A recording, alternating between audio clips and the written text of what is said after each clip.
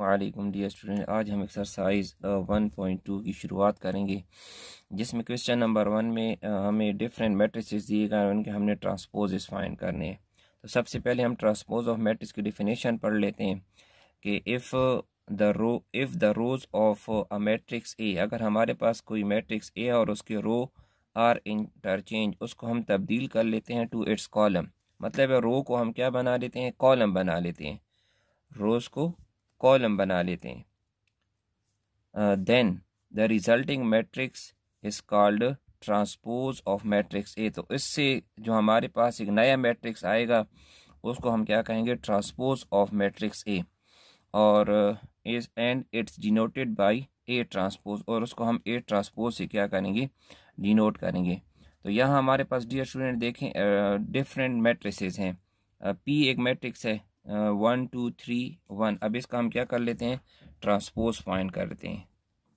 तो इसकी हम सोल्यूशन करते हैं। क्वेश्चन नंबर 1 फर्स्ट है हमारे पास पी, तो हम क्या पी का ट्रांसपोज फाइंड करना है, तो पी ट्रांसपोज हो जाएगा। अब डियर स्टूडेंट देखें 1 2, ये इसका हमारे पास क्या है, रो, इसको हम क्या कर लेते हैं, कॉलम में लिख लेते हैं 1 2। सेम इसी तरह 3 1, ये इसका हमारे पास रो है, तो इसको हम क्या कर लेते हैं, कॉलम में लिख लेते हैं 3 1। तो ये इसका हो जाएगा हमारे पास ट्रांसपोज। इस तरह इसका सेकंड पार्ट देखें, क्यू ट्रांसपोज से डिनोट करेंगे, और सेम देखें ये एल एम, ये इसके हमारे पास क्या है, रो में है, तो इसको हम लिख लेते हैं कॉलम में एल एम। और एन पी, इस तरह ये हो जाएगा इसका एन पी, तो ये इसका हो जाएगा ट्रांसपोज। सेम अब नंबर 3 वाला देखें, जो मैट्रिक्स आर है, इसको हम डिनोट कर देंगे आर ट्रांसपोज के साथ, और इसमें एक ही हमारे पास एलिमेंट है 6, तो इसको अगर आप रो में लिखें या कॉलम में लिखें तो ये सेम इसी तरह ही रहेगा।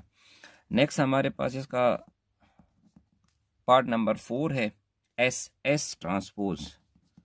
तो एस पावर टी से डिनोट करेंगे।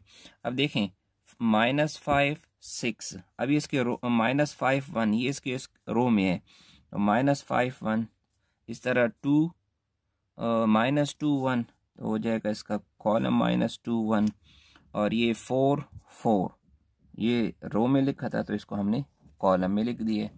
लास्ट हमारे पास इसका 5 वाला पार्ट है, तो ये हो जाएगा हमारे पास टी ट्रांसपोज।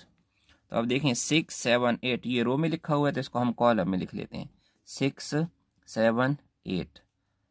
सेम इसी तरह 13 1 3, तो हो जाएगा 13 1 और 3, एंड 2 4 5 2 4 5।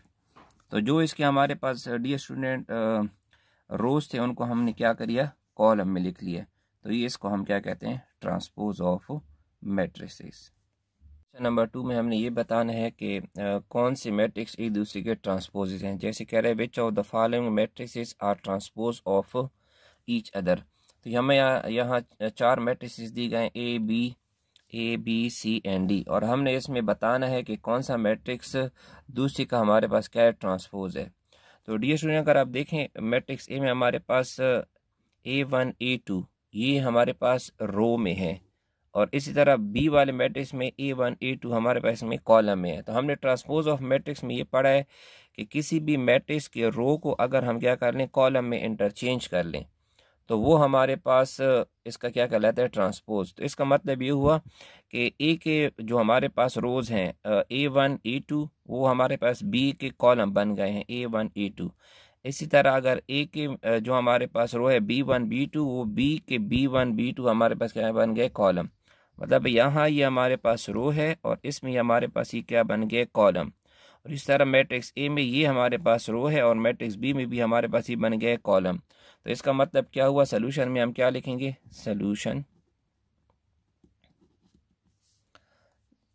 कि A is the transpose of, क्या लिखेंगे डियर स्टूडेंट, कि B is the transpose of matrix A. उसकी वजह क्या है कि जो हमारे पास ए के रोज थे वो हमारे पास बी के क्या हैं, कॉलम है। या ये भी हम लिख सकते हैं, और ए and B are transpose of each other. इस तरह हम अगर मैट्रिक्स सी और डी को देखें तो मैट्रिक्स सी के देखें हमारे पास रो में क्या है -3 1 -1 और यहाँ यही डी के हमारे पास क्या है कॉलम है। और इस तरह सी का ये रो देखें 4 2 7 और वही हमारे पास डी का क्या है कॉलम है 4 2 और 7। तो हम नेक्स्ट ये लिख सकते हैं कि D is the transpose of matrix C, या हम ये भी लिख सकते हैं कि C and D are transpose of each other.